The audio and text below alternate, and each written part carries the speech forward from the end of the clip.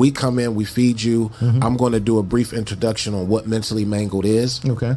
And then I'm going to use the scriptures to show you in scripture where mental health and faith connected. And then we have a licensed therapist or two that's on site. They then come and do a brief presentation on what trauma is.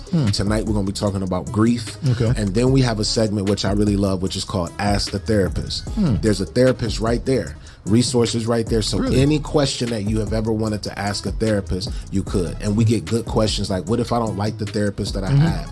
How do I find a new one? What type of questions should I be asking when I'm looking for a therapist? People share their personal experiences. We've had people break down and cry, and they literally are sitting at a table getting a therapy session right there on the spot. So let's answer those 3 quick questions, and then we go. Keep in point, I'm not a licensed therapist. Right. So how do you pick a good therapist? What made you pick yours? I interviewed mine. I wanted somebody that was black. I wanted somebody that understood my culture. I wanted someone that understood childhood trauma, generational trauma. And I wanted someone that did not make the therapy session about them, but it was about me. No, that should have been their number one thing. You'll be surprised. Really? You can get in a therapy session and the therapist is always talking about what they've been through and how they navigated it. I hate having conversations with people. You ever had a conversation with somebody and every time you're trying to tell them about something you're going through, they always flip it back about something? I hate that. Yeah. So that's happened to me before. I think lastly, the other thing I was looking for was somebody who had a plan.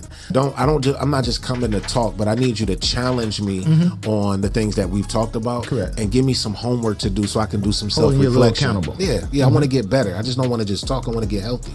Yeah. And so when picking out someone, is it an insurance thing or is this cash you usually have to pay? It can be insurance. Most people, if they have insurance, therapy is included in that, right? Okay. But I think in our community, one, we're working through the stigma that mental health and therapy is something bad.